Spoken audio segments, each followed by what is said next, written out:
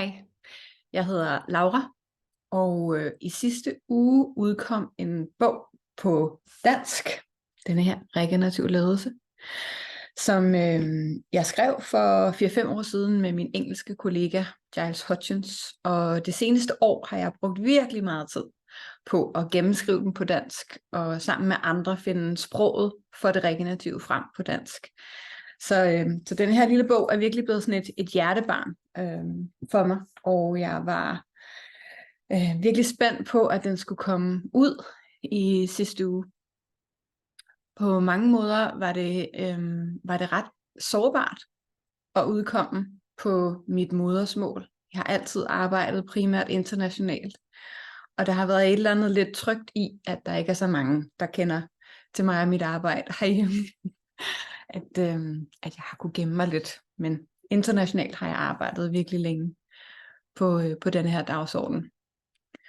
Men der er sket noget lidt sjovt med denne her bog og dens første oplag. Fordi vi har haft virkelig mange korrekturrunder. Og for dem der kender bogen, eller er ved at kende den, så ved I, den er bygget op omkring en DNA-model. En DNA-model, vores bud på, hvad skal være DNA-strengene i en regenerativ verden. Og dagen inden bogen udkom, så sagde forlaget, at vi har en god og en dårlig nyhed. Og den gode er, at der er virkelig stor interesse i den her bog, men den dårlige nyhed er, at vi slet ikke har tryk nok. Og da jeg delte det med holdet bag den her samling, vi også havde i sidste uge, som vi valgte at kalde for regenerative stemmer. For mig var det meget vigtigt, at bogen udkom på en måde, som ikke var sådan en lille eksklusiv samling af folk, der skulle stå og sige en eller anden tale til, men at det blev en hyldest til feltet, en kærlighed til feltet, en samskabende dynamik mellem os, der arbejder i det her spirende regenerative felt i Danmark. Og det blev en fantastisk dag, og mere om den på et andet tidspunkt. Hvis I ikke var der eller ikke har hørt den, så kan I gå ind på regenerativestemmer.dk. Men alle de 200, der var til regenerative stemmer, plus 300 derudover, 500 mennesker i alt, har fået denne her version i dens første oplag. Og aftenen inden bogen udkom, blev jeg gjort opmærksom på, at bogen i dens første oplag har valgt at indgå i en lille leg sammen med os. Fordi det, der er lidt interessant ved denne her DNA-model, den er, at Giles og jeg, vi valgte at lade levende systemers design, altså hvordan redesigner vi vores produktionssamfund, vores servicesamfund på en måde, der er baseret på livets logik. Det valgte vi at være det første komponent i DNA-modellen. Fordi vi tænkte, hvis vi starter med levende systemers væren, som er det sidste og tredje element, så er der mange, der vil sådan rulle med øjnene og tænke, en eller anden hippiebog. Så vi valgte at lade den komme til sidst. Vi gør meget ud af at sige, at den kommer sidst, men den er slet ikke mindst vigtig. Men det var noget med den proces, som folk, der læste bogen, skulle igennem. At det var vigtigt, at den kom til sidst og ikke først. Men i alle korrekturgangene, der var modellen helt perfekt, som den skulle være. Men så skete der det interessante, at som vi stadig ikke rigtig ved, hvordan, men fra 5. til sidste korrekturgang, så har sætternissen, eller hvem det nu er, den regenerative drilleånd, valgt at bytte rundt på væren og design. Ikke i selve det, der står i kapitlerne, men i modellen. Og jeg vil lige vise jer, hvad jeg mener. Det er lidt sjovt i dag. Jeg synes virkelig ikke, det var sjovt dagen inden den her bog kom ud. Kl. 8 om aftenen fandt jeg ud af, at det her var sket. Som I kan se, så er modellen består den af de her 3 komponenter. Design, kultur og væren. Og så er der de her 17 DNA-strenge, som udgør denne her model. Og i levende systemers design, der er det alle de 6 DNA-strenge for væren, der har byttet plads med design. Og i dag er det lidt sjovt. Og som jeg sagde før, det var det virkelig ikke aftenen inden. Jeg kunne faktisk helt ærligt ikke sove, fordi jeg har puttet så meget energi og kraft og tid ind i, at mit hjemland skulle have en bog, der ikke bare føltes som sådan en hurtig overskrevet version, men som var en opdateret model, og en bog, hvor der virkelig var kæret om sproget, og så var det bare ikke sjovt, at det her var sket.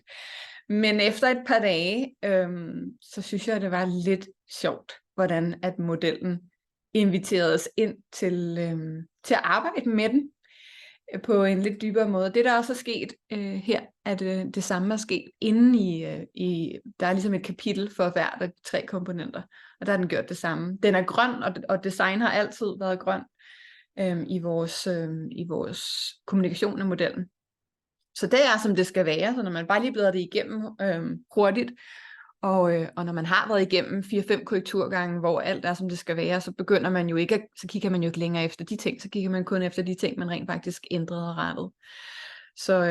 Så når du sidder med kapitlet Levende Systemers Design, hvis du er en af dem, der har første oplag, en af de 500, der har første oplag, så ser din bog altså sådan her ud. Og det skulle have været de her DNA-strenge, som var inde i Levende Systemers Design.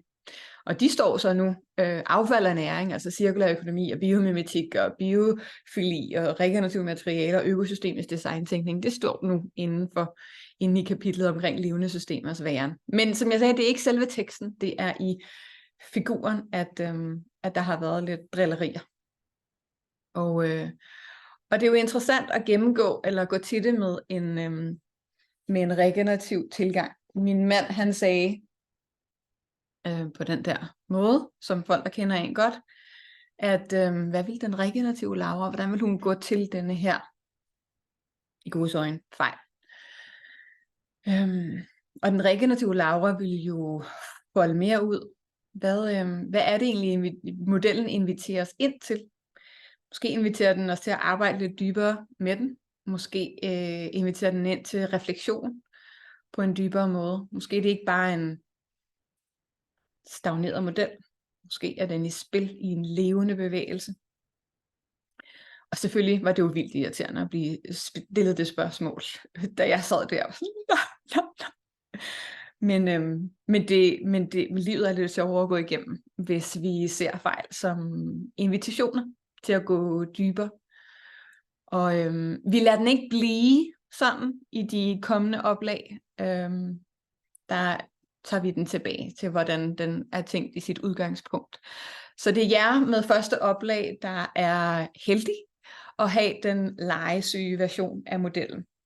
Men forlaget, de har gjort de opdaterede ark klar, så de af jer, der gerne vil have modellen i dens egentlige tænkte version, kan downloade de her opslag, som I kan klistre ind der, hvor de skal være, eller hvad I har lyst til at gøre med dem. Det kan også være, I har lyst til at printe modellen i stor og hænge den op.